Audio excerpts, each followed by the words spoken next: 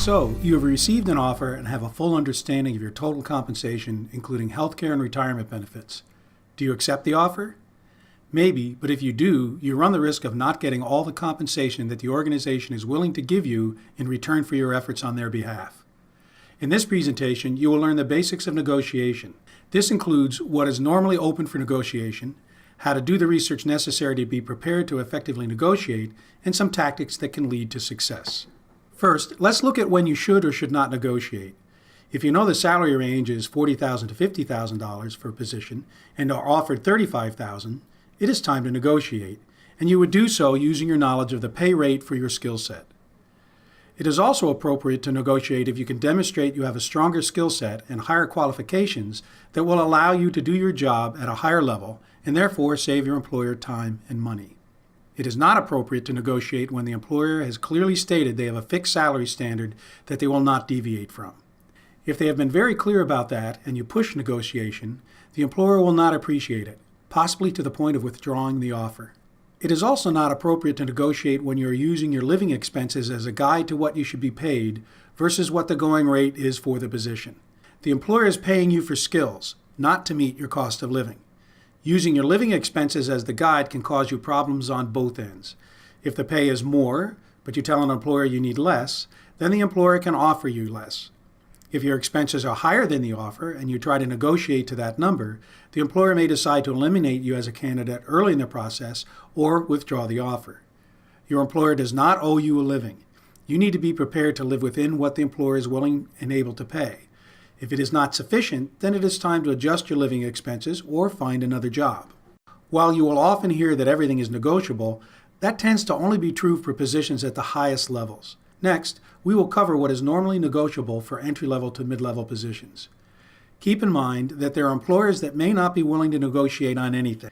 Therefore, you will have to base your decision on the total compensation package that has been offered. To understand what is or is not negotiable, let's look at what makes up total compensation. There's salary, paid time off, perks such as parking reimbursement, tuition, health club membership, and training. The items on this slide are rarely negotiable as most employers have stated plans and standards for employees around these benefits. Employers can have different plans for different classes of employees, for example, between hourly and salaried. But deviation within a plan is very difficult and even risks being illegal or discriminatory. Next, we will discuss the 5 keys to successful negotiation. There's negotiate at the end, never go first, know the salary range, know your value, and negotiate benefits. Negotiate at the end.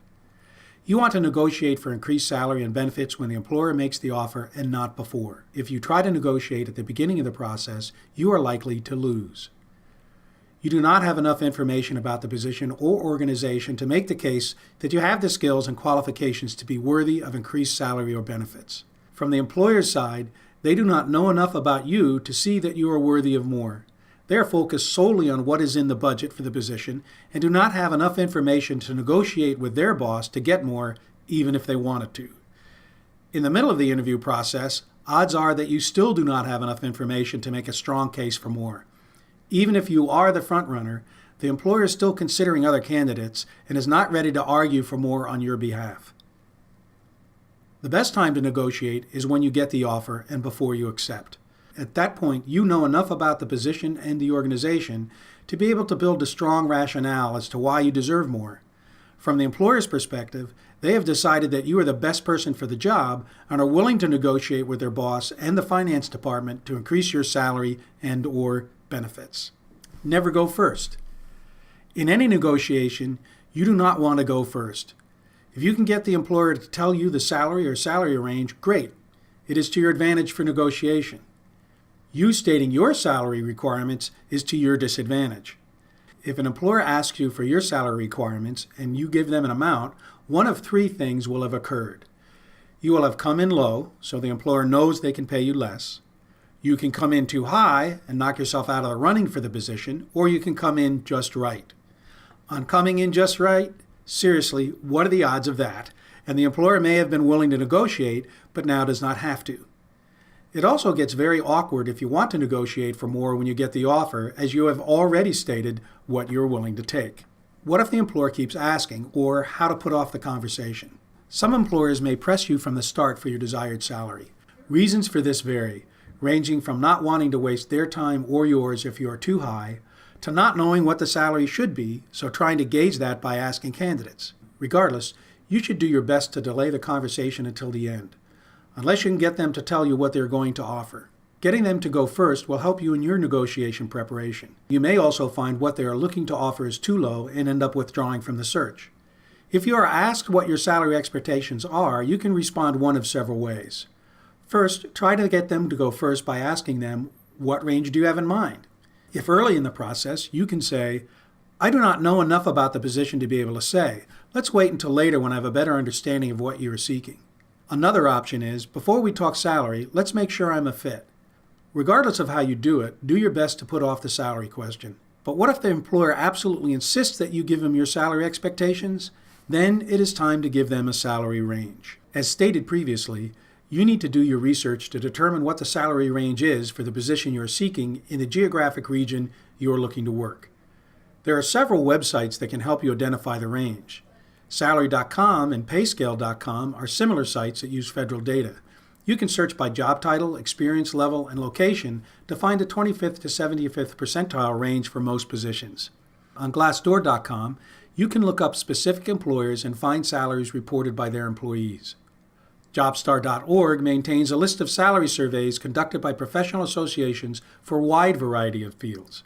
Once you determine a range for your web-based research, you should try and validate that through informational interviews with professionals in the field. Using LinkedIn, identify alumni or others who have worked for your target employers or in the field and ask them if the salary range you have identified is accurate. Giving a salary range. For the purposes of this example, we will assume that you have determined that the going salary range for the position you are interviewing for is $40,000 to $50,000. When asked to give your salary expectations, you want to make sure that the range you give is towards the higher end of the scale. Therefore, as this example illustrates, you want to bracket the higher amount. You can do that by giving actual dollar amounts or simply make a more general statement like high 40s to low 50s. When it is time for the employer to make the offer, this can force the employer to begin at the middle to upper part of the range, resulting in you getting more money. Know your value. If you are going to negotiate for more salary or benefits, you have to demonstrate why you deserve it. You need to tell your story in a way that shows the employer that you have skills and qualifications above the job requirements that will allow you to contribute at a higher level. Your reasoning needs to demonstrate that you can either save the employer money, make more money, require less training, and/or provide a higher level of service to your team or clients. Negotiating benefits. Once you are settled on the salary, you're not necessarily done. There are several other items you can negotiate for, especially if the salary offered is on the lower side of what the market says the job is worth. At this point, you should determine what you want to negotiate for and develop a priority listing from most to least important. Some of the items you can negotiate on include time off. If more vacation time is really important to you, you can ask for additional time, even to the point of offering to buy back vacation time. In other words, you can ask for 1 week of additional vacation for 1 week less pay. Flex time. You can negotiate for a different start or finish time to your day. Work from home. If your job can be done remotely, you can see if you can be allowed to work from home for part of the week. Perks. You can also negotiate for perks such as parking reimbursement, phone internet allowance, tuition reimbursement, health club membership, or professional development training. Ending the negotiation phase. There is a limit to how far most people are willing to negotiate. You need to watch for signs that the employer is reaching that limit. Once you have settled on the benefits and perks, it is time to show your future employer how thankful you are for the efforts they made on your behalf to meet your needs and desires. End the negotiation by telling your employer how excited you are to begin work, and remember, Career Services is here to help you through this entire process. We are standing by to assist you with reviewing offers and benefit packages, help you develop your negotiation tactics, and discuss how to manage the conversation. In terms of additional career advice, remember, we are here to help you make career-related decisions, develop your skills to achieve your goals, and connect you to opportunities. Please come visit us in our new location in the Mastron-Toney Student Success Commons, located in the Griselli Library.